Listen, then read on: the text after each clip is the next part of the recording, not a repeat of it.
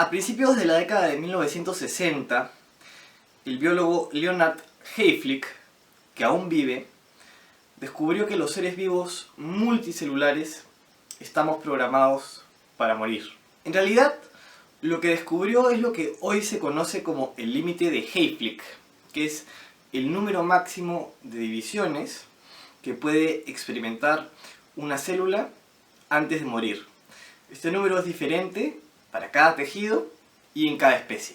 A través de varios experimentos, Hayflick pudo determinar que las células humanas pulmonares, cultivadas in vitro, con la temperatura adecuada y en un líquido que contenga los nutrientes pertinentes, las células al cabo de un tiempo, una célula al cabo de un tiempo se divide en dos, y estas dos en otras dos, y las cuatro en otras, y así sucesivamente, hasta que en la división número 50 vio Hayflick que de pronto todas las células que habían en el plato se morían. Posteriormente observó que si dejaba las células dividirse 30 veces, manteniéndose metabólicamente activas, y después las congelaba y luego las volvía a cultivar, las células ahora se dividían solamente 20 veces más, o sea, obedeciendo al promedio y contraviniendo lo que se creía hasta ese entonces, que era que la célula vivía eternamente. Por supuesto, se contempló que las células de recién nacidos experimentaban más divisiones que las células de sujetos adultos, y que conforme va acercándose a su límite de Hayflick, la célula experimenta más deterioros en sus funcionamientos, es decir, un mayor envejecimiento. Posterior a Hayflick se fue ampliando y complejizando el estudio, y se observó, por ejemplo, que las células conjuntivas de embriones de pollo se dividían solamente 25 veces. Es importante mencionar que en el organismo humano hay muchos tipos de células. Los glóbulos rojos, por ejemplo, que no se dividen, sino que se forman a partir de la médula ósea y solamente viven 120 días aproximadamente. Las células nerviosas no se dividen más en estado adulto. Puede haber neurogénesis, eso sí, pero no debido a un proceso de mitosis. Las células del hígado tampoco se dividen más en estado adulto, pero podrían hacerlo si se extrae un pedazo. Las células de la piel se dividen a cada segundo. Por eso, si es que nos hacemos un corte muy superficial, al poco tiempo va a desaparecer. Pero esto no quiere decir que las células de la piel no tengan su propio límite de Hayflick. Prueba de ello es que la piel de un niño de 10 años no es igual que la piel de un señor de 80. ¿A qué viene todo esto de las células? A que los seres humanos no somos más que miles de millones de células. Las células forman tejidos, los tejidos forman órganos, los órganos aparatos o sistemas, y estos terminan de componer todo el organismo humano. Entonces, si se mueren las células, se muere todo lo que he mencionado luego. Sin embargo, una década antes que se descubriera esta programación, ya se había visto que el programa podía ser hackeado. Esto se debió al caso de Henrietta Lacks, a inicios de la década de 1950. Fue una afroamericana que contrajo cáncer cervical a la edad de 30 años y se acercó al hospital de Johns Hopkins en Maryland a pedir atención médica. Allí, sin su conocimiento, ni mucho menos consentimiento, el doctor George Otto Gay cultivó células suyas extraídas en una biopsia de su tumor.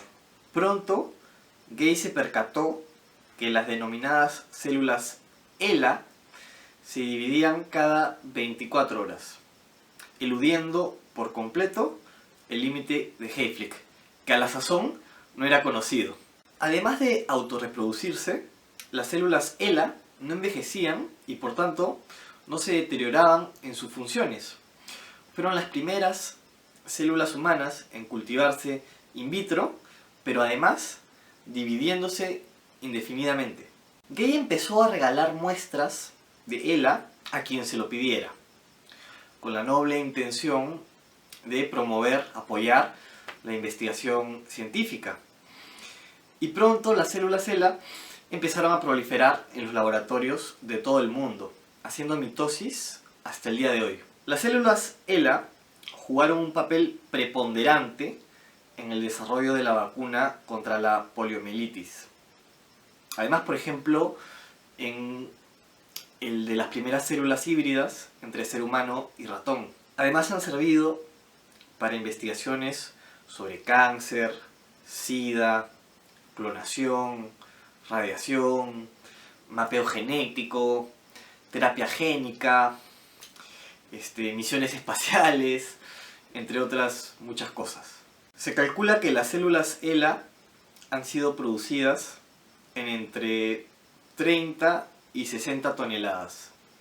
Y además que 90.000 artículos científicos publicados a la fecha giran en torno a ellas. Aquí hay un punto de convergencia entre el estudio del cáncer, de la muerte de las células y de su eterna juventud. El sustrato biológico del límite de Hayflick es una cadena no codificante de ADN que se halla en los extremos de los cromosomas y se llama telómero. En cada mitosis, los cromosomas se replican, pero sus telómeros se van haciendo cada vez más cortos. En la siguiente mitosis, más cortos. En la siguiente, más cortos. Hasta que llegan a su mínima expresión, que es cuando la célula llega a la senescencia y finalmente muere. Los telómeros funcionan como tapones de los cromosomas para proteger sus partes internas. Son repeticiones no codificantes de los cromosomas, es decir, no codifican una proteína. Son ADN basura, como alrededor del 95% del ADN. Entonces la reducción de los telómeros inicialmente no daña los genes, pero llega un momento en el que ya se han desgastado tanto que no pueden proteger más a los cromosomas y se termina dañando la información genética, que es cuando la célula llega a su límite de Hayflick. Este hecho permite dilucidar que son los telómeros los que determinan que la célula tenga un número máximo de divisiones y además que su acortamiento es el responsable de su vejez. Sin embargo, toda célula posee una enzima llamada telomerasa que tiene la capacidad de restaurar la longitud inicial de los telómeros, pero en la mayoría de las células esta enzima se encuentra reprimida. Los científicos de la Geron Corporation descubrieron que activando la telomerasa en las células podían conseguir que éstas se dividieran indefinidamente, como en el cáncer, pero a diferencia del cáncer, sin proliferar, rompiendo de esta manera también el límite de Hayflick. Se debe a que la telomerasa corrige los errores de copia en cada división. Entonces mantiene siempre intacto el mismo tamaño de los telómeros. Las células que vienen de fábrica con telomerasa activa, es decir, no recesiva, se dividen indefinidamente y sus telómeros nunca se acortan. A saber, las células germinales, las células madre embrionarias no diferenciadas, todas las células procariotas. En el caso de las células madre embrionarias, a medida que el feto se va desarrollando, las células se van diferenciando cada vez más, especializándose. Cuando las células acaban por diferenciarse, es cuando reprimen su telomerasa. Como ya lo hemos mencionado, algunas no se vuelven a dividir, pero igual tienen una vida limitada. El método por lo general consiste en clonar un gen que codifique la telomerasa e introducirlo en algunos vehículos como pueden ser los adenovirus y hacer que estos virus infecten las células del organismo y de esta manera puedan alterar su ADN. Sin embargo, hay que considerar que este procedimiento podría provocar un desarrollo cancerígeno, puesto que las células cancerígenas desbloquean el mecanismo que mantiene inactiva la telomerasa, o al menos cada 4 de 5 líneas tumorales se observa la telomerasa activa en las células. En ese sentido, la Geron Corporation viene experimentando hace ya un tiempo con medicamentos antitelomerasa para tratar el cáncer y con relativo éxito. Pero quiero rescatar que la telomerasa no es una condición necesaria para el desarrollo del cáncer. A veces se da que, por ejemplo, el acortamiento de los telómeros se ha visto que correlaciona con un deterioro en la función inmune y esto deja más expuestas a las personas a padecer de cáncer. Pero además hay otros aspectos a considerar en esta línea de investigación.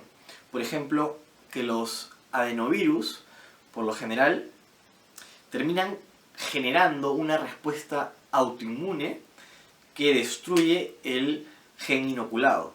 El tipo de muerte celular a la que alude el límite de Hayflick, que es de la que hemos estado hablando, se denomina apoptosis o apoptosis. La apoptosis es una muerte limpia, sin inflamación, es la muerte natural de la célula y cuando se da, la célula empaqueta todo su contenido y lo saca afuera para que los macrófagos se lo coman. Aunque los seres humanos por lo general nos morimos mucho antes de alcanzar el límite de Hayflick, por cáncer, por infecciones, por accidentes, por envenenamientos, desangramientos, toda clase de infartos, etc. Es decir que garantizar la eterna juventud de las células y por lo tanto garantizar nuestra propia eterna juventud no garantiza la vida eterna. Recuerden los amantes de Dragon Ball que en la primera saga Piccolo Daimaku consigue reunir las 7 esferas del dragón y le pide a Shenlong la juventud eterna, se la da y pese a ello Goku lo mata. Esto nos lleva a hablar del otro tipo de muerte celular, la muerte por necrosis. Esta se da cuando nos quemamos, o nos cortamos, o nos golpeamos muy fuertemente.